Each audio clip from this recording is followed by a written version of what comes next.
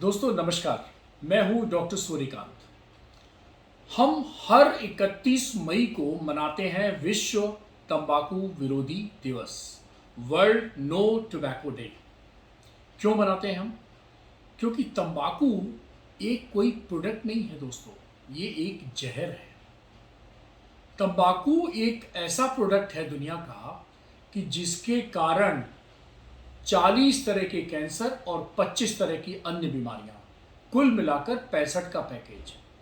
अरे दोस्तों, मरने के लिए तो एक ही कैंसर काफ़ी है, और ये तंबाकू तो 40 तरह के कैंसर को न्योता देता है। आप सोचिए कि तंबाकू 16वीं शताब्दी से हमारे देश में आई। अकबर के शासनकाल में पुर्तगालीज व्यापारी इसको लेकर आए थे। 400 सालों में कितने लोगों की मौत हमारे देश में तंबाकू के जहर के कारण हुई है। एक अध्ययन बताता है कि हमारे देश में प्रतिवर्ष 12 लाख लोगों की मौत तंबाकू के कारण हो जाती है। हमारे देश में लोग तंबाकू खाते हैं, बीड़ी पीते हैं, सिगरेट पीते हैं, हुक्का पीते हैं, सिगार पीते हैं, खैनी खाते हैं, दो बीड़ी पीते हैं, और न जाने कितने प्रोडक्ट का तंबाकू का इस्तेमाल करते हैं। अब तो मॉडर्न फैशन चल गया है, हुक्का बार। अभी तक तो हम लोग बार किसी और के रूप में सुनते थे, अब हुक्का बार। और आपने कभी दोस्तों सोचा है कि हमारे देश में कुल कितने लोग तंबाकू का इस्तेमाल करते हैं? एक ग्लोबल एडल्ट टोबैको सर्वे हुआ 2016-17 में, और वो ये कहता है कि हर तीसरा वयस्क, यानी हर तीसरा एडल्ट हमारे देश में तंबाकू का एक या कोई दूसरे प्रोडक्ट का इस्तेमाल करता है। करीब 27 करोड़ लोग ऐसे हैं हमारे देश में जो तंबाकू, खाने वाली तंबाकू का इस्तेमाल करते हैं। 12 करोड़ ऐसे हैं जो कि धूम्रपान करते हैं, चाहे वो सिगरेट का हो चाहे वो बीड़ी का हो। और एक और खतरनाक रिपोर्ट आई है, वो कहती है कि इधर फीमेल्स में, जी हाँ, लड़कियों में धूम्रपान तेजी से बढ़ रहा है। और मैं आपको बता दूं कि तंबाकू हो चाहे बीड़ी हो चाहे सिगरेट हो, सिर से लेकर पैर तक ये सिर्फ और सिर्फ नुकसान करता है स्वास्थ्य के लिए, और स्वास्थ्य के साथ साथ पर्यावरण को भी नुकसान करता है। इसीलिए 31 मई 2022 को जब हम वर्ल्ड नो टोबैको डे मना रहे हैं तो इसकी थीम है प्रोटेक्ट द एनवायरनमेंट। क्यों? वो इसलिए क्योंकि तंबाकू खाने वाले बार बार थूकते हैं और वातावरण को खराब करते हैं। जब कोई बीड़ी या सिगरेट पीता है तो उसका 30% धुआं सिर्फ उसके फेफड़े में जाता है, और 70% दोस्तों कहा जाता है वो आस पड़ोस में जो उसके दोस्त हैं या घर के परिवार के सदस्य हैं उनके फेफड़े में चला जाता है, और उनसे जो बचता है वो परमानेंटली वातावरण को प्रदूषित कर देता है, जिसको हम कहते हैं एनवायरमेंटल टोबैको स्मोक, यानी ETS। और ये धुआं परमानेंटली वातावरण में बना रहता है।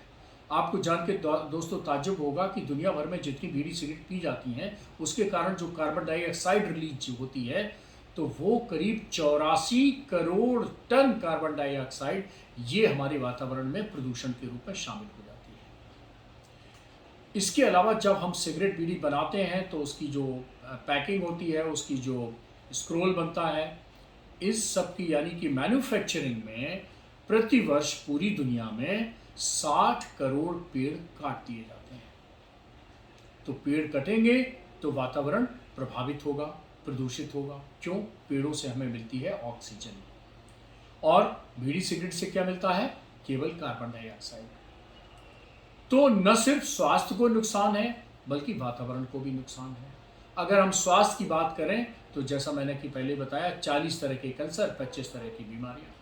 और कैंसर में मुंह का कैंसर, गले का कैंसर, तालू का कैंसर, गाल का कैंसर, जीभ का कैंसर, फेरिंग्स का कैंसर, लैरिंग्स का कैंसर, सांस की नली का कैंसर, फेफड़े का कैंसर, भोजन की नली का कैंसर, आंतों का कैंसर, प्रोस्टेट का कैंसर, किडनी का कैंसर, न जाने कितने कैंसर हैं जिनका संबंध तंबाकू से प्रत्यक्ष अथवा अप्रत्यक्ष रूप से है।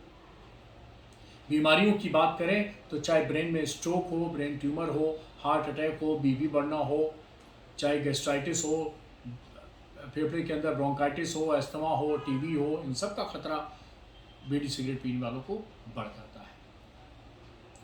और एक और चीज है कि खास तौर पर जो गर्भवती महिलाएं हैं, अगर उनके या तो वो धूम्रपान कर रही हैं या उनके परिवार का कोई अन्य सदस्य धूम्रपान कर रहा है, तो जो गर्भस्थ शिशु है उसकी मृत्यु तक हो सकती है। जी हाँ, ठीक सुना आपने। इंट्रा यूट्राइन ग्रोथ रिटार्डेशन यानी बच्चे का जो विकास हो रहा है माँ के यूट्रस के अंदर, वो रुक सकता है और बच्चा जो पैदा होगा ऐसे माहौल में जहाँ पर उस महिला, जो गर्भवती महिला है, प्रेग्नेंट लेडी है, उसके ससुर, जेठ, पति या कोई भी सिगरेट का इस्तेमाल, बीड़ी का इस्तेमाल घर के अंदर कर रहे हैं और उसको परोक्ष धूम्रपान हो रहा है, पैसिव स्मोकिंग हो रही है, या वो खुद लेडी धूम्रपान कर रही है यानी एक्टिव स्मोकिंग कर रही है, इन सब से इस बच्चे को जन्म होते ही बहुत सारी बीमारियां घेर लेती हैं। तो दोस्तों, कृपया ऐसा बिल्कुल मत करें। हम शपथ लें आज कि हम तंबाकू या तंबाकू, बीड़ी, सिगरेट या पान मसाले में युक्त तंबाकू, किसी भी तरह की तंबाकू का हुक्का या कुछ भी है, उसका इस्तेमाल हम नहीं करेंगे। और दोस्तों, ये वीडियो सुनने के बाद आप हमारे दोस्त बन जाइए, तंबाकू के खिलाफ जो हमारी अभियान चल रहा है उसके ब्रांड एम्बेसडर बन जाइए और सबको समझाइए कि तंबाकू या स्वास्थ्य दोनों में से एक ही मिलेगा, एक साथ दोनों नहीं रह सकते हैं। तो स्वास्थ्य को चुनिए, तंबाकू को नहीं।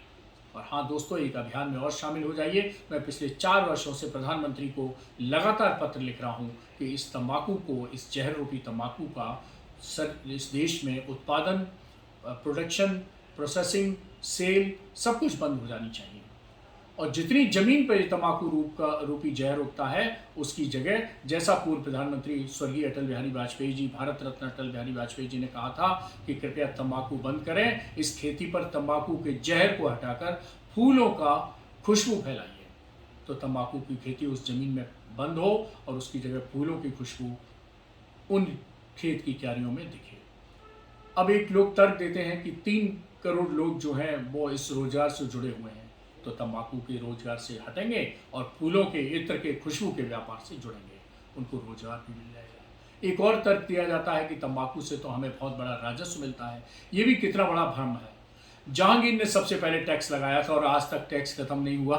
और मैं आपको बता दूं कि जितना राजस्व प्राप्ति होती है टोबैको एंड टोबैको प्रोडक्ट से, उससे 3 गुना ज़्यादा खर्चा तो तंबाकू से होने वाली प्रमुख 3 बीमारियों में खर्च हो जाता है।